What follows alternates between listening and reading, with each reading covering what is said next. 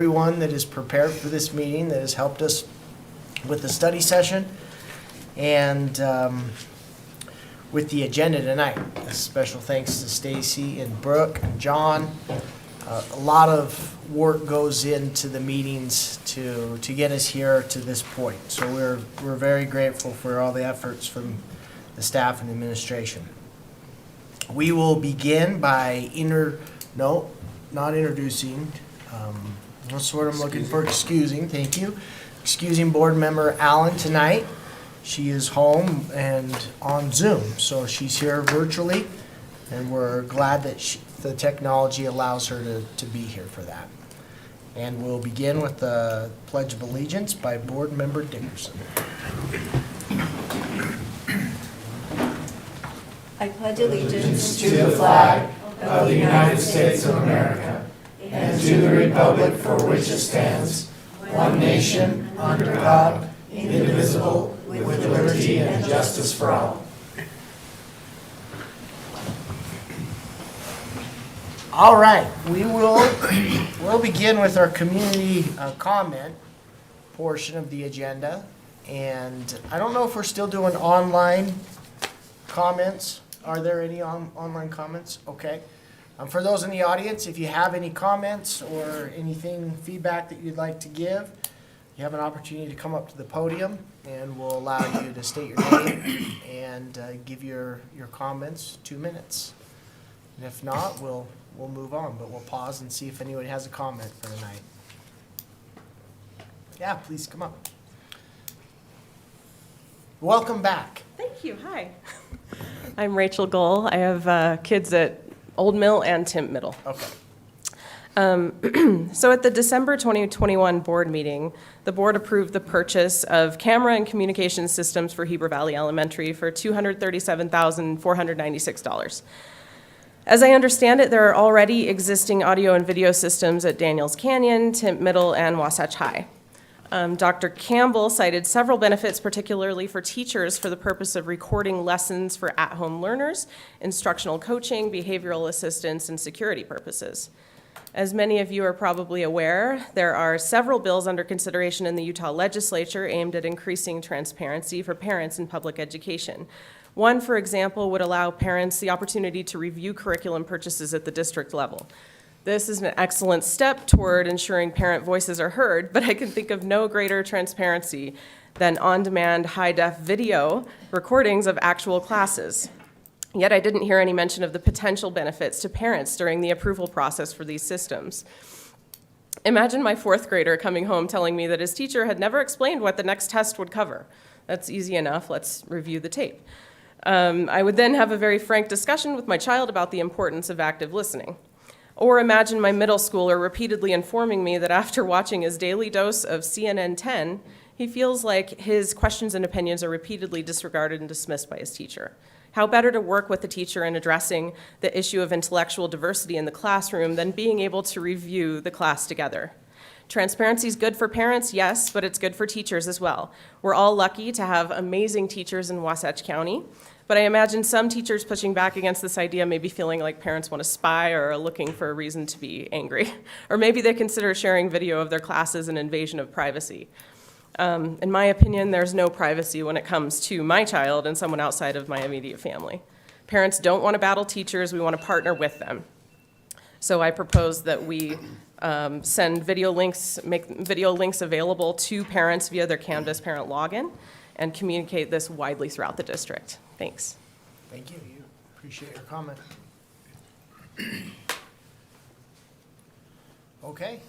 Any comments or feedback? Any additional comments from the audience? Great. We'll close the public comment section, and then we're going to move into our informative session. And we actually have 2 items that will be opened back up for public comment. And the esteemed former principal, Todd Johnson, director, will now take us through 2 and 3. Or no, 1 and 2, please. Correct. Thank you. Real quickly, just as an information item, this has to do with school fees certificate of compliance. And so one of the requirements with this certificate is that we will provide opportunity for the public to comment on the proposed fee schedule during a minimum of 2 public LEA governing board meetings. And so what has been presented to you and listed as 2 separate items on the agenda, but you have both the middle school fee schedule for Rocky Mountain Middle School and Timpanogos Middle School, and the high school fee schedule. And so, just as an information item, this has to be out for review for this meeting and then the next, and then I'm hoping to come back and seek your approval to, for the fee schedule that is proposed. Okay. So, help us out here, Superintendent.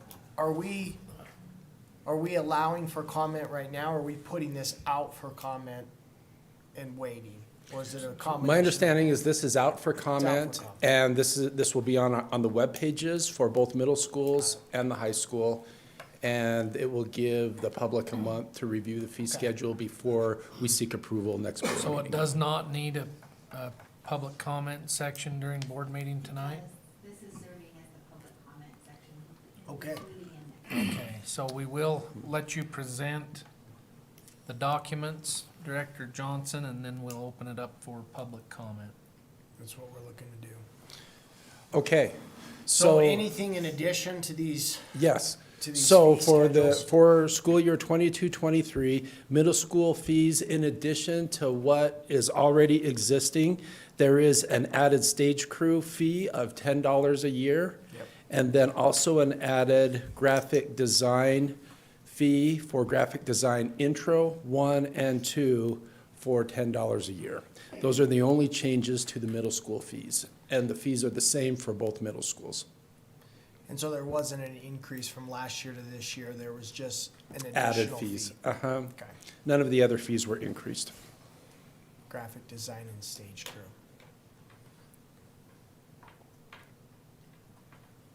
Okay, so let's pause with the middle schools, and we'll see if there's any comment.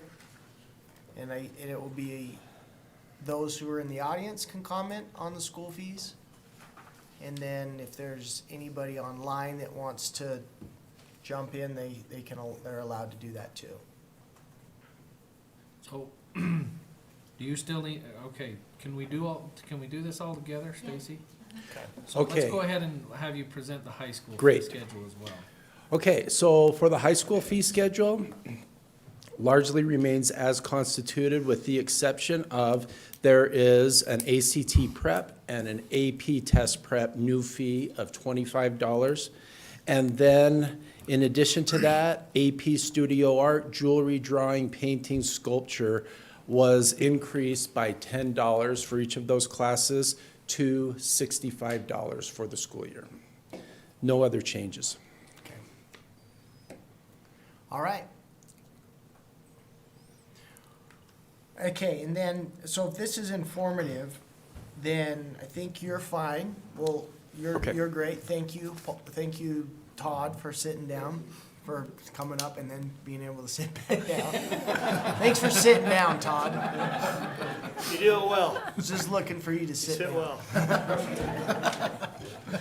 Yeah, anybody who wants to come stand up, now that Todd's had his chance to review the fee schedule, can give comment. Try not to have 2 people at the podium at the same time. Thanks. All right, sounds Hey, good. Tom, can you hear me? Yeah, we got you. Go ahead, Mary Ann. Okay.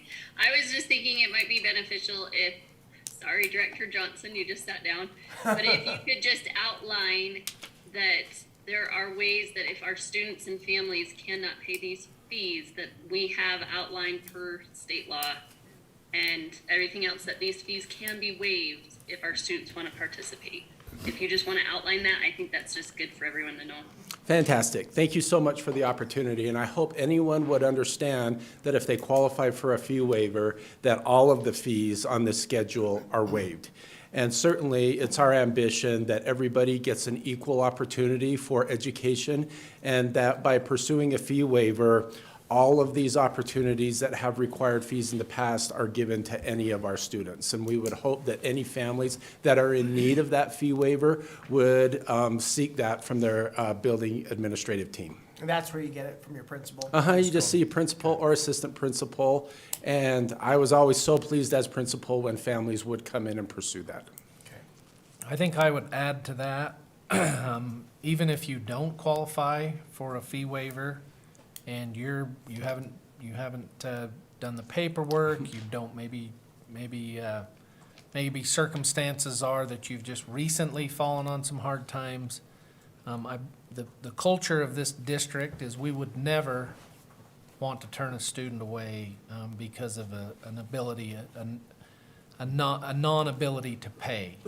So I would encourage anybody that's listening, any parent that is listening, and spread the word that we would like to combat that as much as we can. And if you have an issue and you want your student to participate and you can't pay, whether you've qualified for fee waivers or not, please go talk to your principal, and we will find a way. This community has enough resources and enough people that are willing to help that we will find a way. We will help every student find a way to participate in those things that they would like to participate in, period.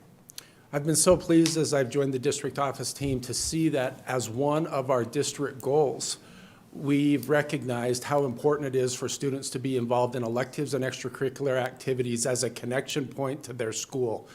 Sincerely, we want all students to be involved in these activities. No, that's great. Thanks, Paul. Thanks, Marianne. Thanks, Todd. Thank you. And we'll close the public comment session, and we'll move on to the next informative items. You sat well, I guess. Yeah. All right, we'll have Lana and Kim come up. I just want to piggyback on what Todd said as one of our district goals. So Wasatch High School is going through the accreditation process actually next week. And we have to bring up our goals a lot. And something that's really important to us as a high school, I mean, what an amazing place, first of all. We have so many great activities. We have basketball tonight. We have wrestling this week. We have state swim. We had the volleyball. The volleyball. I mean, there's everything. Not only that, you're going to hear about Judith's awesome Uno club, right? Because we're talking about clubs. So I just want to lead with that. But yes, to Todd's point, that is really important to us to get students connected at our school through clubs and activities. So thank you for that. We have this awesome teacher here. You guys know her, Kim Foy, who is going to tell us a little bit about Judith. And I'm so excited to be here. I'm grateful that Judith and her family could be here, as well as Angelica and Madeline. Such an instrumental part in this. So, Kim? Thank you. Judith, will you come up, please? So I first met Judith when she was 9 and in my 4th grade classroom.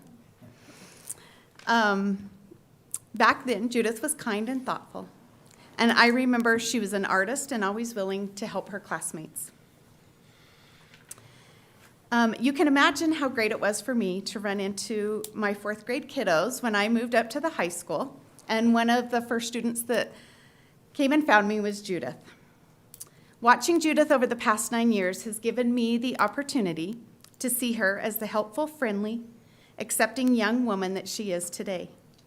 I think the thing that is most impressive to me is there was a time in high school that Judith was bullied, and it was hard, and she started missing classes and falling behind, and she kind of had to come to a point to decide how she was going to, what she was going to do.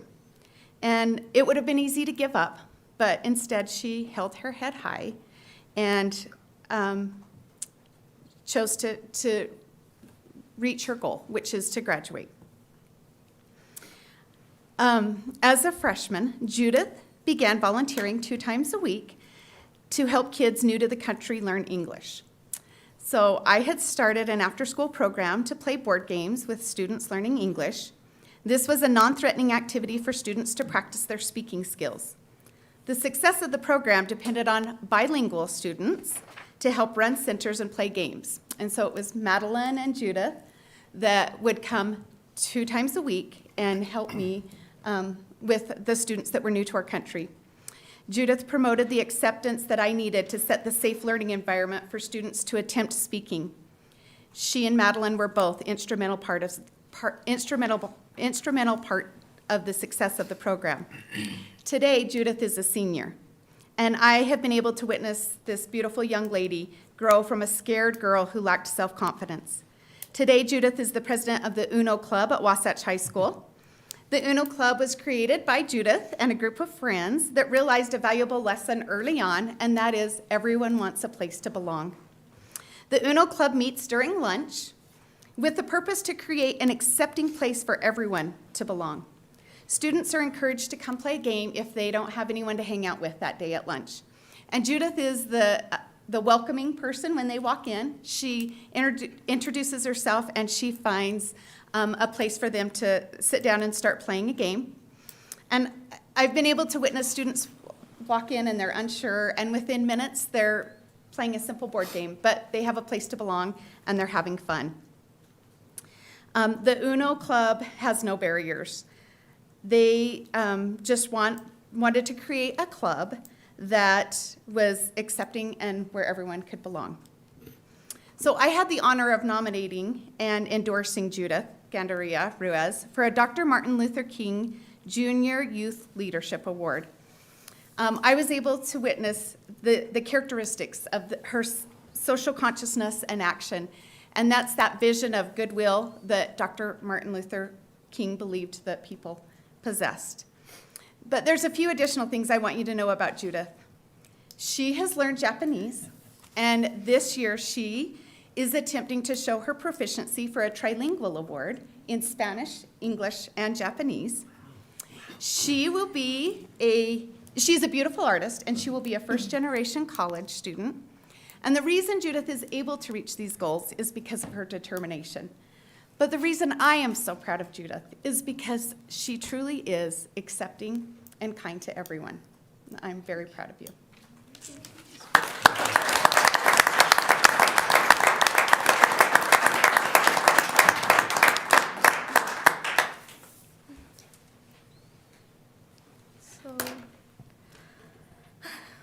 I want to thank everyone, and thank you so much for this opportunity. It really means so much to me to be here and to have won this award. I just, I thought I'll go for it. I mean, I have nothing to lose, and I started to have this mindset of I'll take every opportunity I can get and just go for it, because it's something I wish I could have done when I was a freshman or any place before, and it would have really brought in so much more opportunities. But I'm really thankful that now I'm out there and helping others, because helping others has really helped me and giving me the confidence to do what I want to do in the future. And ever since I started helping the kids after school in Miss Foy's classroom, I started to feel like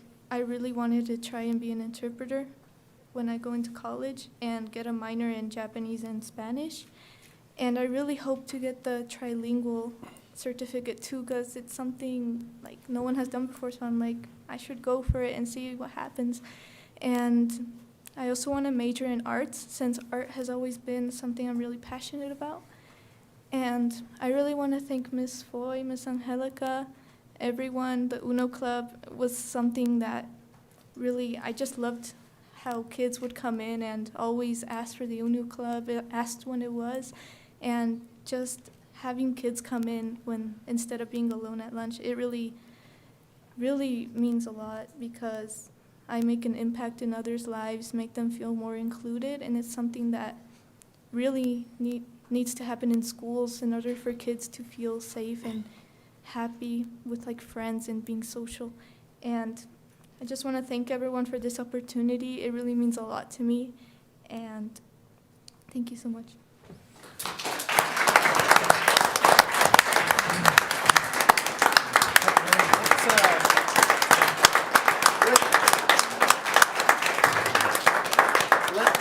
let's have you come up and we'll take a picture with the board up in front. Judith, I wanted to say too, I have a son. His name's Jack. So hopefully one day you'll find him, okay? Look for Jack.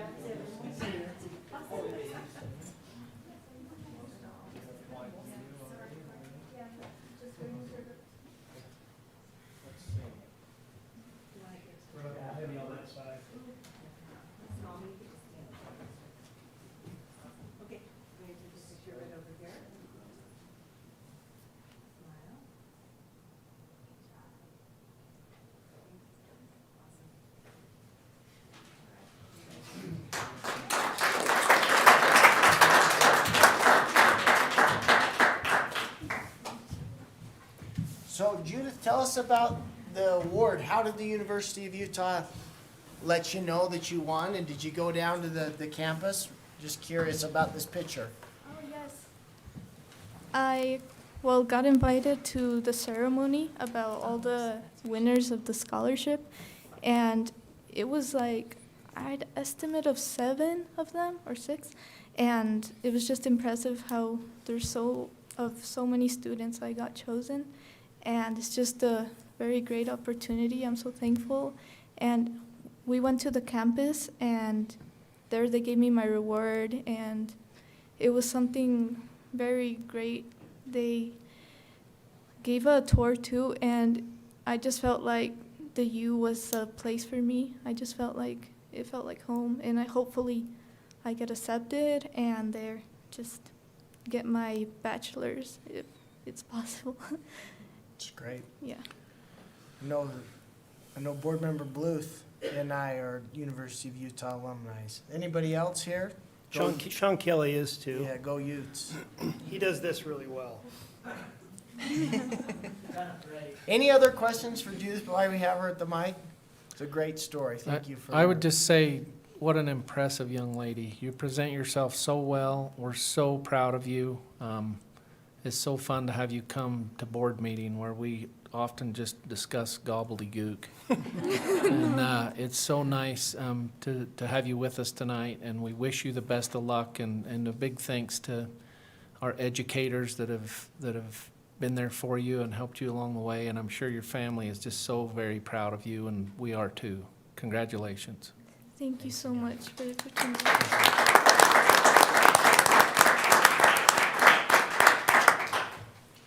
Any other comments from the board? All right. Thank you so much. Well, we're going to just take a couple minutes and transition into the consent items, and we'll allow any of the individuals in the crowd that want to slip out, they can, because now we're getting into some gobbledygook. Yeah. And once, Don't leave, Sean. You're the head guy over Yeah. And once we get going, we don't want to make it feel like you can't get up and leave, so. Have a great evening. Thanks, Kim. Thanks, Lana.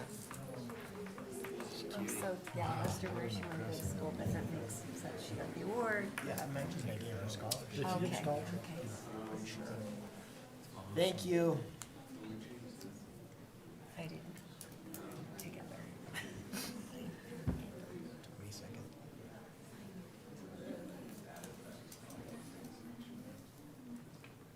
She's a dog.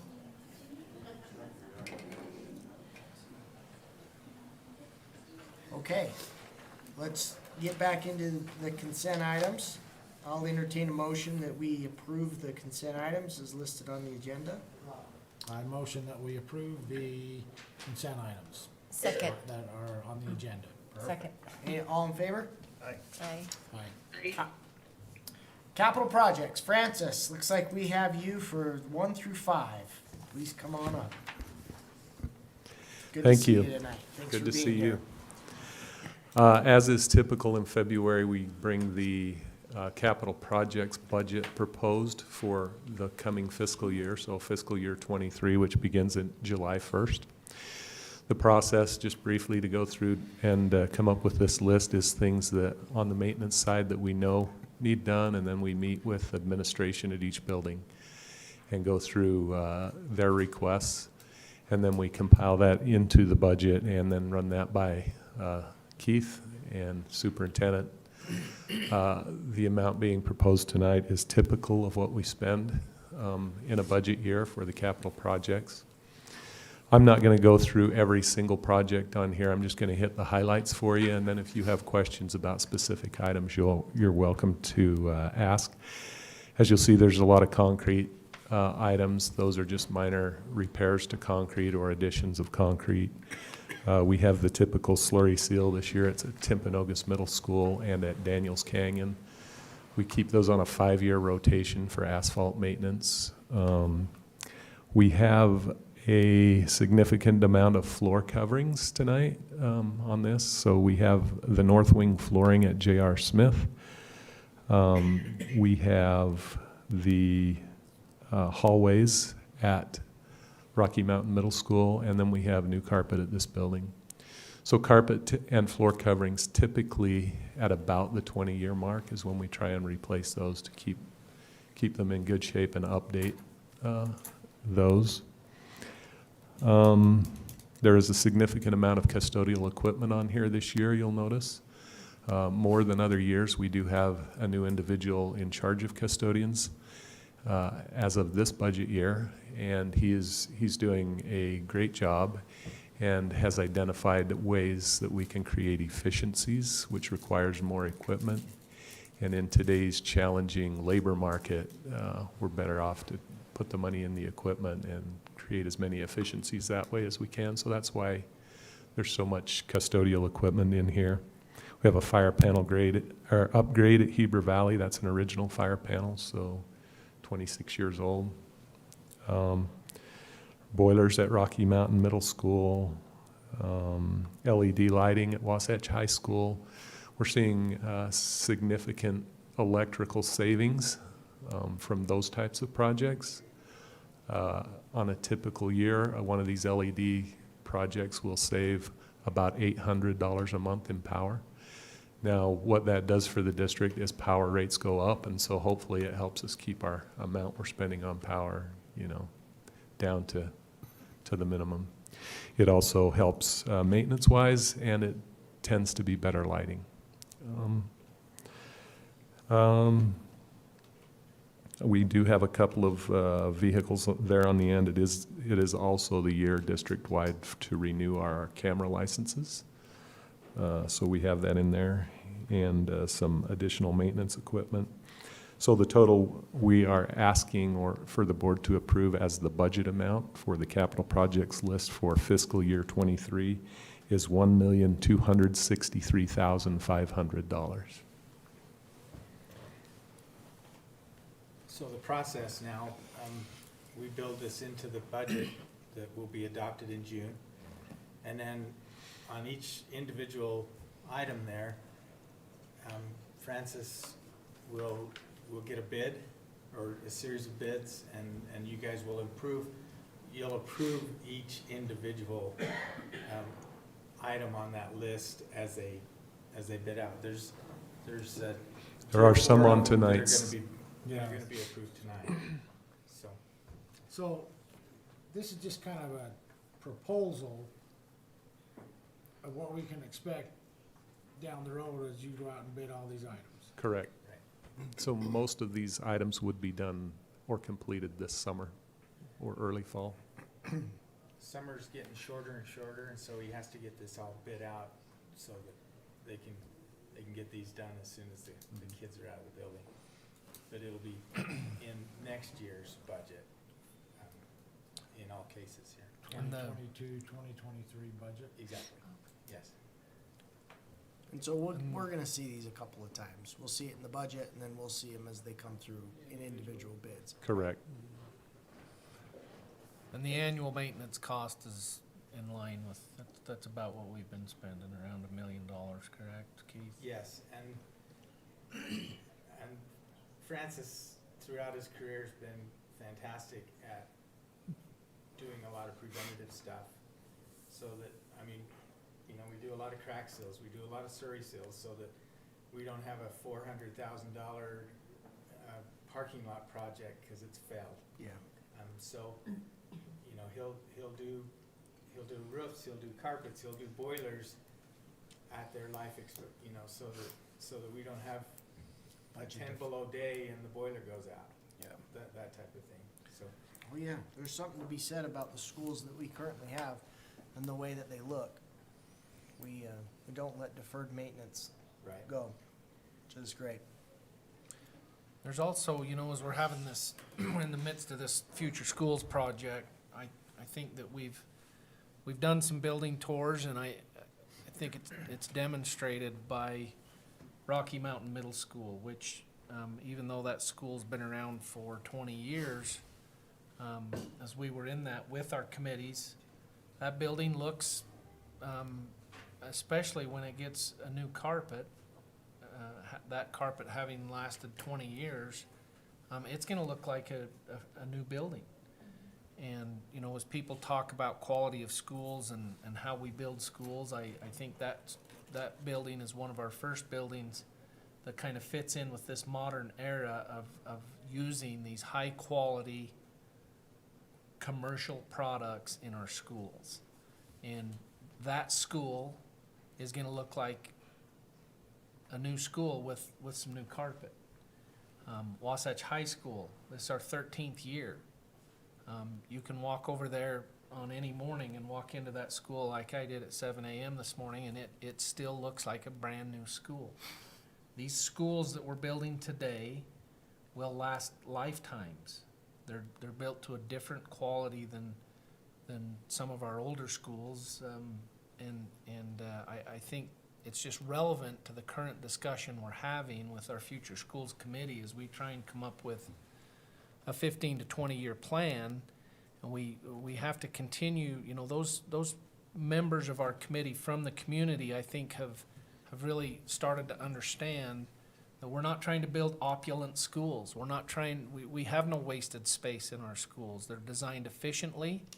They're designed with a lot of natural light and appropriate open space for kids, and they're designed to last for a very long time, and they will. And I'm hopeful that as we move forward with building schools, that we don't ever let that kind of voice out there that says, "Oh, you're building schools that are too nice." We're not building schools that are too nice. We're building schools that are made out of the appropriate materials that will make them last not only my lifetime, but the next generation's lifetime as well. That's a great point. I've told this story before. I apologize if I repeat it, but not last summer, but the summer before, we hosted all the 41 school districts' business administrators for a conference, and we used the high school. And we go into the high school, and the business administrator of one of the districts who has used our plan before came up to me. The school was 12 years old at that time, and he said, "You do allow kids in this building, don't you?" Because seriously, you could see yourself in the floor. It was pristine, and it was. I mean, Francis and maintenance and the custodial crews do an outstanding job with our buildings. Yeah, top notch. It's these schools will last a lot longer with that type of care and maintenance. No, thanks for sharing. It's great. Francis, I got one question. I noticed, you know, several of these schools, almost all of them have some maintenance, but I don't see anything for the North Campus. Is that because we could knock the school down and be okay? West Campus. No. It's in okay condition right now, and it's one of those things where you want, at the point we're at, I think you want to look at the facility study and see what they say about it, because of all our buildings. When it comes to not totally seismic upgraded, that's one. I mean, it has some done. The reason it's not totally done is because some of the stuff has to be done to the roof deck, and you don't do that unless you tear the roof off, and the roof's fairly new. I mean, not now, but it's half of its life expectancy, so the time to do it's when the roof wears out. It's generally a darker building. I mean, just because it was built during the energy crisis of the 70s, they didn't put windows in. I think, so until, my thought process is until that study comes back and says, yeah, you should be planning on using this building for 30 more years or 40 more years, then it's okay to take a pause for a year, get those results, and then move on.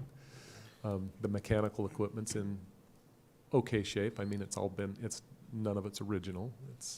Some of it's approaching the need for second go-round to replace. Anyway, North Campus has had significant money put into it the last few years, and I think you'll see on the ratings that come back from the consultants, it's in fairly decent shape, seismically as well as aesthetically and mechanically. So some of those buildings, that's kind of the thought behind why there's nothing on it this year.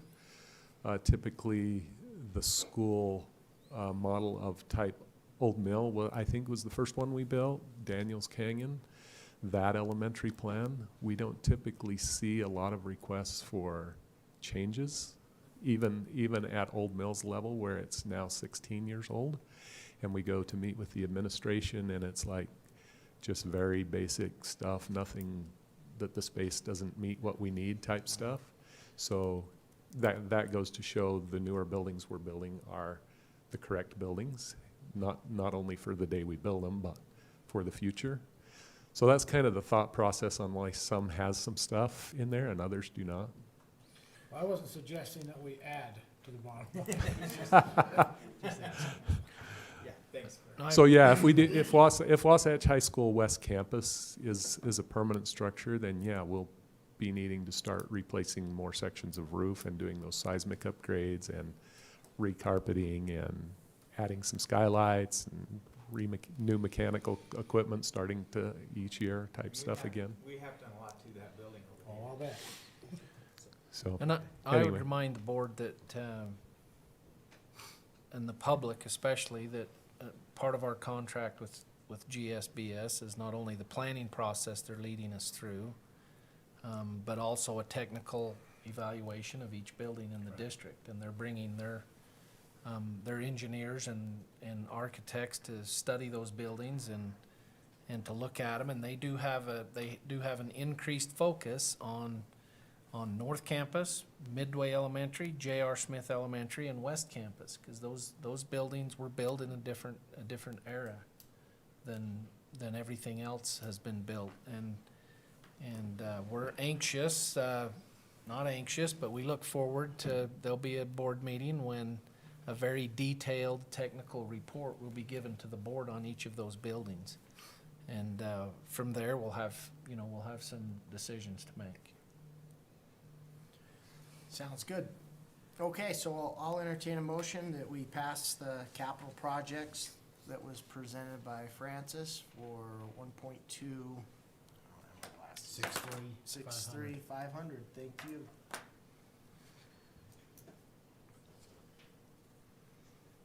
Go ahead, Corey, you do it. So moved. So move it. Yeah. So moved. Yeah. Second. Okay, so we have a motion and a second. All in favor? Aye. Thank you. Great. Now the following items are items off of that budget that we need to get. The more items we can get under contract, the sooner, with supply chain issues and those types of things right now, the better off we're going to be. So J.R. Smith Elementary, we have carpeted all but the north wing of that building, so this would complete the floor coverings in that building. This is a state purchasing contract to certified sales for $79,856.63. So Francis just took $5,000 off that list that you just approved. Francis. Job. Motion that we, should I do it? Make a motion that we replace the carpet, J.R. Smith Elementary, certified sales for $79,856.63. Second. All in favor? Aye. Okay. Great. Thanks, Francis.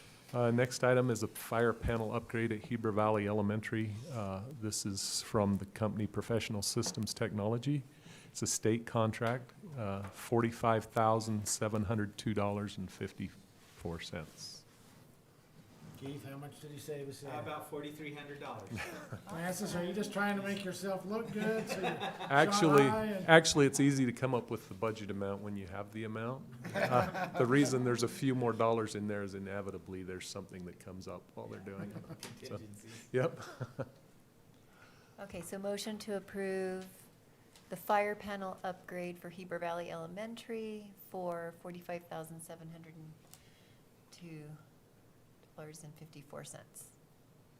Second. Okay, all in favor? Aye. Passes. The next item is the carpet. This is actually replacing the carpet in the hallways with the no wax floor tile that we've been putting in our other schools.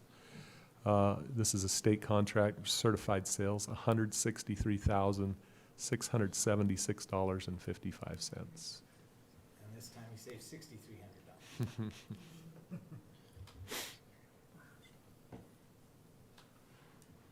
Motion that we place the carpet tile replacement at Rocky Mountain Middle School for the amount from certified sales of $163,676.55. Second. All in favor? Aye. Passes. And finally, this building, Wasatch Education Center, which is now 19 years, We moved in 2003, right?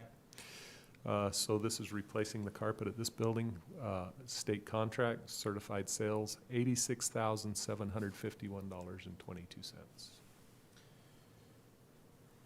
I motion that we pass the, I said that wrong. You got it. Keep going. You got it. I motion that we Roll with pass the carpet replacement of the Wasatch Education Center for $86,751.22. Second. All in favor? Aye. Aye. Motion passes. Great, thank you. Thank you, Francis, for all your work. We appreciate it. Have a good evening. Thank you. Okay, next, we'll have, is he in the building? He just walked out. Walked out. There you go. We'll go to Brett. Brett, why don't you come on up? Sean, he missed it. He has to wait for the end now. Move to the end. Thank you. One of the tasks our technology department has is to help find replacement technologies for what we currently have and use. They do this through attending their own conferences and associating with their colleagues and vendors at these conferences. This is an interactive TV panel, and it would be replacing our projectors that are in classrooms. Projectors that are right now currently being projected onto a whiteboard, a little bit difficult to see from the back. Sometimes the brightness is a little bit light. It's difficult to see. These panels come in much larger size. They are mobile. They can be used in a variety of ways. And here's an example of one, and with a student interacting with it, just so you get a feel for what could happen. And then, so this represents one person's piece. This is one person's, and then this one represents another person's. This one is the third person's, and then this one is the fourth person's. So as you can see, students can interact with that. It is wireless, so teachers can be mobile and interact with their own computers as they're trying to deliver instruction to kids. It is something we've demoed out in Daniels Canyon Elementary for the last 4 to 6 weeks. All the teachers out there have had a chance to look at that. Before we invest in these kind of panels, we thought we'd let teachers get a chance to weigh in. So tonight what I'm bringing to the board is is to accept the bid from Pine Cove Consulting at $38,199.87 to purchase some of these panels that we can put in schools and let our teachers interact with them and use them for feedback, so we can better determine if this is a direction we want to go or if we stay down the path we've been. Sounds good. How many panels is that? Is that one? This is 11. 11. That's So the cost, individual cost is about the same as the projectors today, maybe a little bit less. interesting. Maybe we ought to set something up, Brett, where we could bring one to a study session and do a little display, do a little demonstration at a study session with one of these as the teachers are trying them out. Maybe the board could have a look Sure, at them as well. would love to do that. Brett, sorry. No. Go ahead. So what, I mean, how do you decide what schools are going in right now? Well, with this purchase, we're putting one in every school. Our middle schools will get 2, each of our elementaries will have 1. And they'll rotate those around, those teachers through the rest of the year. I see. How big's the screen? They come in 3 different sizes. What we order are 84-inch panels. They do have a 72, and then they have a 96, but that was a little out of control price-wise. A little pricey. A little big. Yeah. So, is this coming from the DTL grant? This will be coming out of Dustin's replacement budget. Okay. So it's part of the normal turnover when projectors expire or need to be pulled out of service. That's where the funds come from. Great. It's exciting. Let's get one in here and let's have Take a look demo. at it. Teachers like them, kids like them.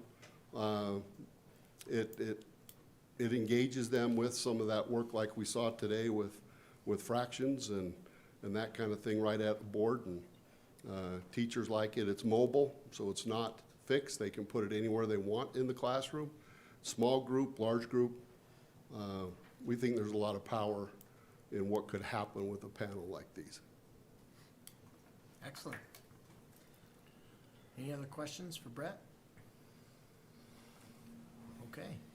I'll entertain a motion that we approve 11 panels from Pine Cove Consulting for $38,199.87. So moved. Second. All in favor? Aye. Aye. Aye. Okay, it passes. Thank Thanks, you. Brett. All right, well, Sean Kelly, the esteemed, come on up. Hey, don't leave. You did. Stick We were gonna around. put you at the end, but we figured do that, we'd Todd. You squeeze you have in. Todd go. Okay, we'll go back up to items 6 and 7. Sorry, I had to No, ask we're glad you're Francis here a with us tonight. 20-year question on carpet. Thanks for being here. Okay, so today I'm here to talk to you about updating the video surveillance policy. We've had a policy for our surveillance cameras. We need to put this out for a 30-day or till the next board meeting is a better terminology, to have this for public comment, and then I'll be back in March to finalize this. This is a policy we've already had.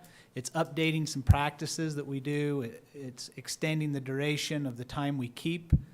It was a 2-week window. We're keeping that to 30 days. A couple other little things that we had to tweak. So we'll put this out for 30 days with your approval tonight. What do we motion in here? So, 30-day, that's just so moved. Thank you. Second. Okay, all in favor? Aye. Aye. So you'll see me again on Passes. the next board meeting to finalize that. We'll get that out for comment. The next one that I'm here to present tonight is to update our agreement to rent our facilities. What we're finding is our fields are way underpriced. The buildings themselves and rooms and establishments, auditoriums, those are priced where they are paying for themselves. The problem we're having right now, out-of-state folks are trying to rent our fields because they're so cheap. And so we need to update this, so we would have to put this out for 30 days or till the next board meeting, excuse me. He wanted to do it tonight. I'm standing in for Mr. Watt, who had a funeral, so. if it's possible, he would like to do it tonight, and what we would do is change the verbiage to be determined. Right now, we're charging like $15 a day, and we have out-of-state people who are trying to rent our fields, and it's just not working. We want to save our fields for our youth, not out-of-state folks. What do you mean by out? So California people come and find out they want to have a lacrosse tournament here, and they'll use our fields for $15 a day, and Park City's charging them $500. Have a bunch of Salt Lake teams. Salt Lake want to come, but we have Nevada teams, we have California teams who are trying to rent our grass. Like maybe in the summer, they'll say, we want to come up and have. We want to have an icebreaker tournament at Wasatch County, and because they can get our fields for so cheap, Salt Lake and other places, it's 3 times, 5 times as much. So we're out of line with how much we're charging for green space. So are we charging, like if a local group wanted to use the softball field for something, we're not charging them? It depends on, there's a lot of variables. Is that why If it's a Wasatch High School club, so if you have the Wasatch, I don't know what the girls softball club is called, but if it's the Wasatch High School club team, we wouldn't charge them. If it's an affiliation like the junior basketball program, we don't charge them because it's a Wasatch High School club. They just pay for hard costs, for the toilet paper, a custodian to be there, that type of things. So These are out of market, they have nothing to do with us or our community. It's just people finding out that we have a low rate and people love to come here. And so literally they're coming from all over the West to try to have tournaments here. So this doesn't put any barriers on any local No. group? Okay. That's why it says to be determined, because we want to have control. And it's not, we're going to be in line. We're not going to charge them $10,000 for a weekend. We might if they're from California. But we will have fair guidelines for our groups. So one of the Heber Valley Storm, or whatever it's called now, I don't think they call themselves the Storm, it's the soccer, Heber Valley United. They would rent some of our fields because it's not affiliated with our school club. So we would charge them a minimal fee to use our fields. And so they have a tournament every year. Park City uses them for their icebreaker. Holly Broadhead is the person who facilitates the rental agreements. But it was like $15 a day or something. It was just outrageously low. And so Jason Watt, who was over this division, said we need to fix it, and I'm here to present it. Ask you for approval. It would be my recommendation we prove it tonight because we're already getting requests to rent the fields. Everything else would stay the same. The little theater, the gyms, all that would stay the same. And again, I want to tell you, this would not affect our youth. Okay. So we could approve it to be determined tonight, and then let's have Jason come next month and follow up on it and tell us how it's going. Okay. Okay, so what's the motion? I motion that we approve the commercial and charitable nonprofit building rental fee schedule as presented by Mr. Kelly. Second. Okay, all in favor? Aye. Aye. Passes. Thank you. Thank you, Sean. You have one more, or is that it? That's it for him. Oh, yeah, you did the sir. Okay. That's a good thing. All right, Todd, come on up. Bring us home. Bring us home, Todd. Bring us home. Boy, you make him stand up. Sit down. Bossing you around today. I apologize. Brutal. Okay, so as we've tried to follow the PLC process, our goal is for every student to learn essential standards at grade level. And as we move through the process, we found that some students are a grade or sometimes multiple grade levels behind in their reading ability. And so this secondary initiative has been going on for a few years now. And in order to try and help our students that are below grade level readers, we have reading support classes at Wasatch High School and at both middle schools. And this group of educators, this PLC, has done phenomenal work trying to come together and study what we can do for below grade level readers. And it's really a phenomenal effort. And you probably wouldn't find this level of tier 3 intervention in most secondary schools or in most school districts. The hard thing is we don't always know exactly what to do for students that have gotten into secondary education and are still struggling with their reading. And so this is very exploratory. And so the proposal tonight is for Lexia Software. And so I'll tell you a little bit about Lexia Software. This PLC, or this group of reading teachers, came together, and as they try to work with different levels and groups of students, they need some software support to keep everybody moving, and also hopefully some type of design that they can follow that will help our struggling readers. And so they explored Lexia, and they explored Read 180, and they explored MindPlay. And their determination was, first of all, since we just starting this year have started using Lexia in our elementary grade levels, and because of the way that it is used in order to help students improve their reading, and also because of its cost, they are proposing a one-year contract that would value at $23,750 to help their struggling readers. They felt like Lexia was less expensive than Read 180 and more applicable than MindPlay. So that's what I know about Lexia and how it was selected, and so I'm here seeking approval to spend $23,750 for a one-year contract that would come from the ESSER budget to try and explore reading improvement for secondary students. Yep. I can't do it, but So somebody moved. else can. Second. All right, any questions for Principal Johnson? How many students do you think this will serve? Okay, so on the quote, the quantity is 245 students for Oh, I see. Timpanogos Middle School, 150 for Rocky Mountain Middle School, and 150 for Wasatch There High it School. was, right in front And of those me. are the students that constitute the reading courses. Okay, thank you. Excellent. Any other questions? Okay, Can I just say something? please. Yep. Okay, sorry, I don't know what you guys can hear. No, I you're just wanted great. to Go say ahead. thank you, Todd, for pointing out that we're using ESSER funds, because for anyone watching, this is exactly why ESSER funds. This is perfect use of ESSER funds. It's a one-time use. It's to catch kids up, and I just appreciate you pointing that out. That's great. Thanks for the comment, Marianne. All in favor? Aye. Aye. Okay, Aye. passes. Thank you.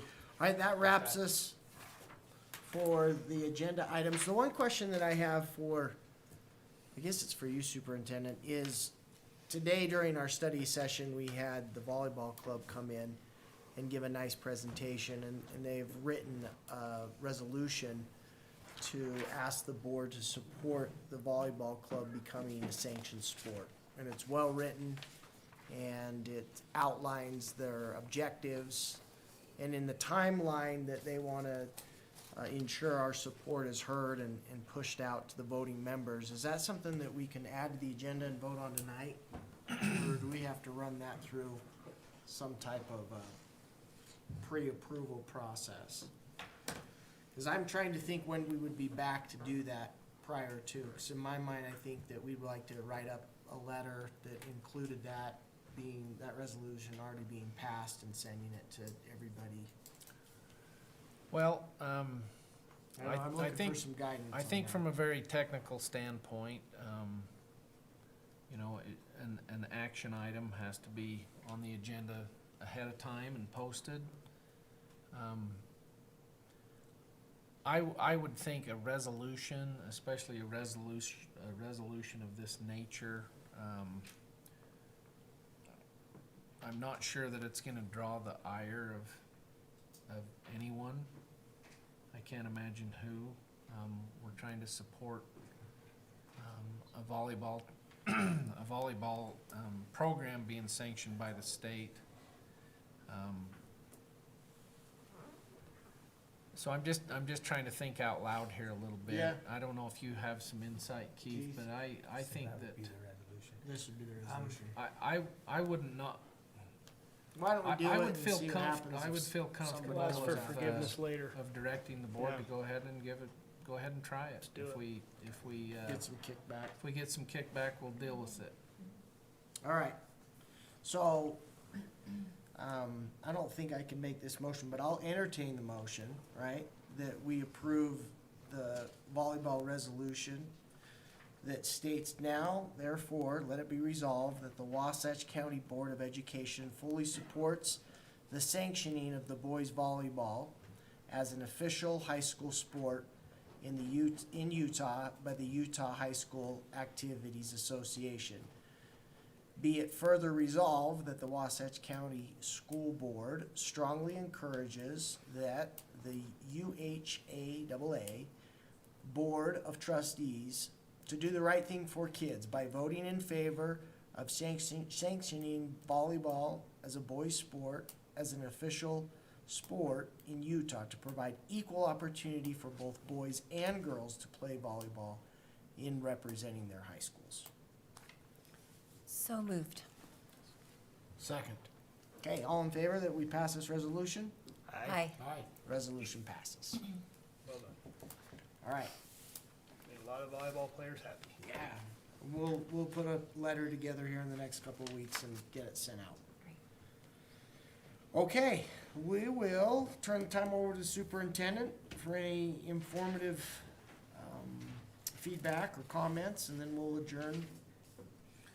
So, for superintendent's report tonight, I've asked Kirsta Albert, our communications director, to do a little website showcase for us. We've been in the process of rebuilding our website. The board's very aware of this process and has been very involved in that. So let's turn some time to Kirsta to do a little update for us.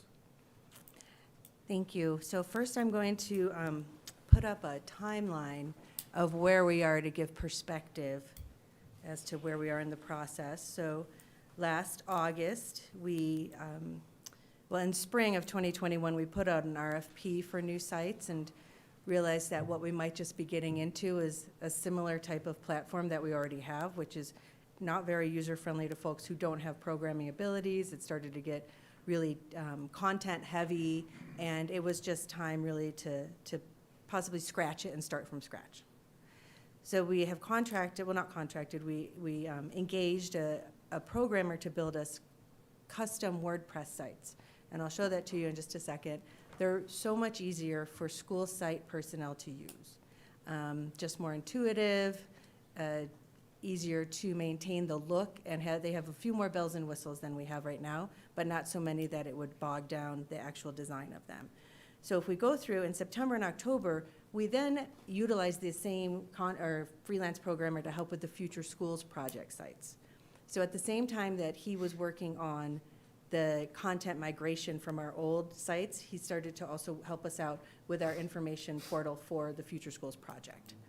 And that put us a little, I wouldn't say behind, but just it protracted the process a little bit. And I do want to mention that Blackboard, who houses all of our content presently, and they are our current platform for our websites, wouldn't let us do a 6-month contract. We could only do a 1-year contract, and that goes and ends on August 31st of 2022 of this year. So to maximize the investment that we've already made with that, we're still utilizing our old sites as we slowly move over to these, and I'll show you as we move down a little more what the plan is for that full transition, and it actually dovetails with 2 other technology pieces that will be introduced to our parents. So then we have our status this evening, and in March, we will meet with and train personnel at each of the sites. At every school, this will always include the secretary. Whichever secretary is designated, depending on the middle and high. They're already kind of designated.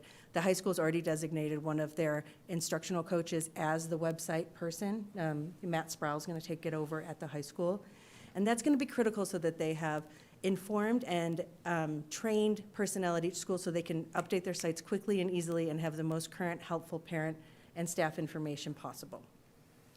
So then in April, we're looking at launching the sites in conjunction with the transit and food services tools that will be new. Now, you each received this tool right here, or this handout right here. They haven't yet. Oh, I'm sorry. So Adam Hagan, our transportation director, has printed these out. This is a tool he's been working on with transportation to make it as easy as possible and safe as possible for parents to know what routes their children are taking for school buses, when the bus is arriving. It's really cool, and it's something that's been in the works, I know, for a few years, but they wanted to make sure that it was safe because you don't want just the bus routes out there for anyone to see, and there are controls in place with this new tool. And Stacy, I think we have a video for this tool. That's pretty cool.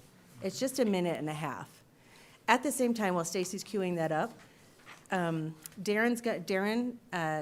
Wilkins with the Food Services Department is going to come visit you next month with a new tool for nutrition.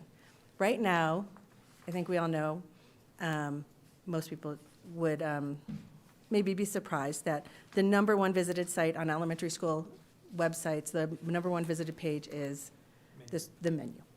Yes. And right now, our menus are not, it's not that they're not as easy to find. They're kind of old school. You know, I know the Old Mill Parents page always prints it out or shares it on Facebook, so parents have it and put it on their refrigerator. What is behind the scenes on that, though, is USDA requires that we have nutritional information on each of those items in the actual menu, and it's extremely time-consuming. So Darren's going to be bringing to you a new tool to roll out for parents that is going to be a really cool app, and their kids' lunches will be on the app with the nutritional information, and it ultimately cuts down a lot of time with that. Our goal is to roll all of those out at the same time so that it's not piecemeal, that there's a cohesive plan for how this new technology will be shared. And it's not as much shining a light on brand new websites as much as efficiencies that we're creating to make communication to parents easier and safer and more accessible. So Stacey, do you want to play that? Wouldn't it be great if you always knew where the school bus was? Well, thanks to an app called Stop Finder, you'll know your child is safe in real time. You can also set up an alert zone, and Stop Finder will let you know when the bus is getting close. With Stop Finder, you'll have direct two-way communication with your school's transportation department. You'll know if the bus is running late, and you'll be notified of any changes. Stop wondering.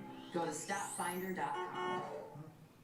So Adam's got that already all set up with transportation, ready to roll out at the beginning of the final quarter of this school year.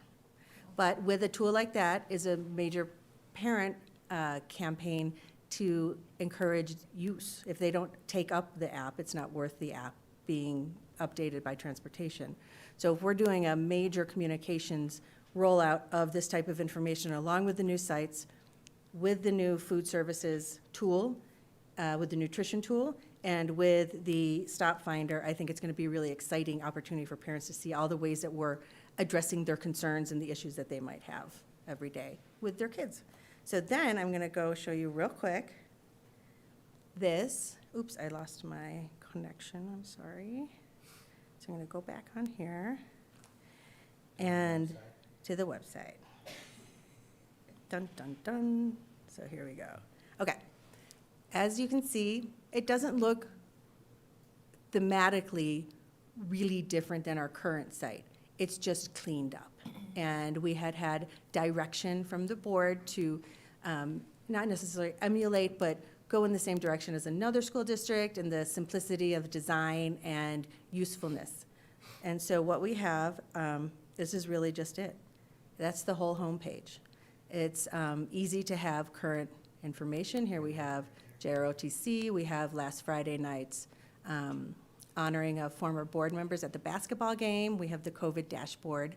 And then here we have just the super high-level information that parents need to know, such as the preschool lottery, of course, Future Schools Project, employment opportunities, and the current calendar. Those are the most visited pages on our sites, well, especially the calendar and right now preschool lottery, but also the employment page. Where do they find the menu right now? Where do they find, I'm sorry, The which? menu.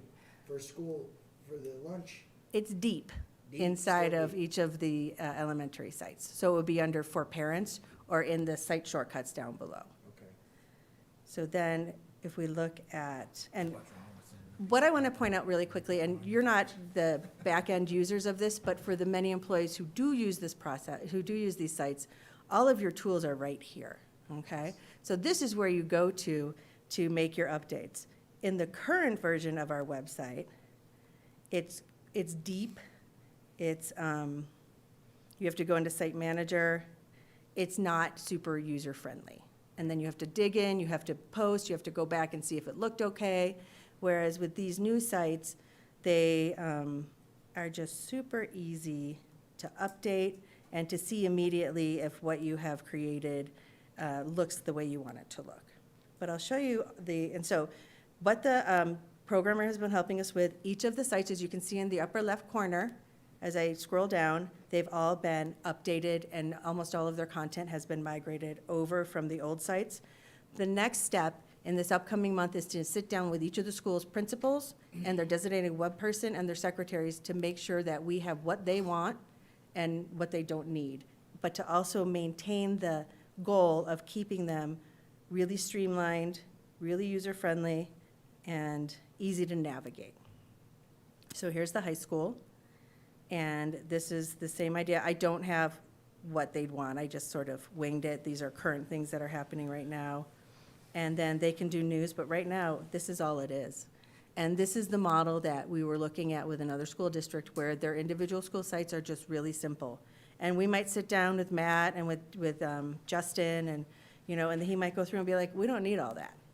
It doesn't all need to be up front. We just want this bam, bam, bam for them to be as informational as possible. And then the elementary sites are all populated as well.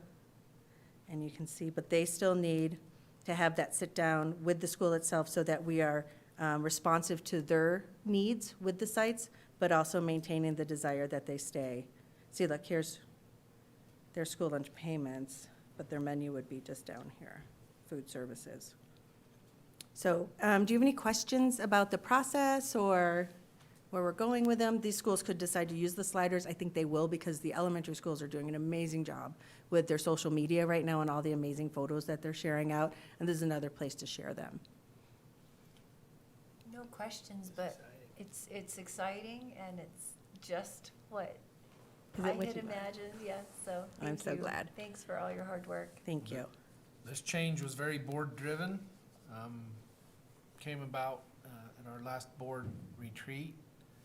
The request and I would say even the school district that we've patterned this after somewhat does not have functional sites like this at all their schools. And we're a larger district, but I'm really happy that we've been able to pull that off through this process. It's not just the district webpage, it's each of the site's web pages as well. And we want them to have ownership of their individual pages, so this is a great opportunity for us to really start a protocol at each of the schools that they own their pages, with still have the oversight of the district, to make sure they have everything they need. It's exciting. Thank you. Thank you. Thank you for your direction. I think it's going to be great. I hope it makes our parents happy. So, any No, other it will. questions? No, thank you. Great, thank you. Appreciate all your hard work. Okay. Any other announcements? All right, then I will entertain a motion to move to a study session, executive session to discuss the purchase of and lease or exchange of real property. So moved. Second? Second. All right, all in favor? Aye. Thank you for coming, we're done. Have a nice evening. Appreciate everybody that was on the agenda and all your hard work and preparation.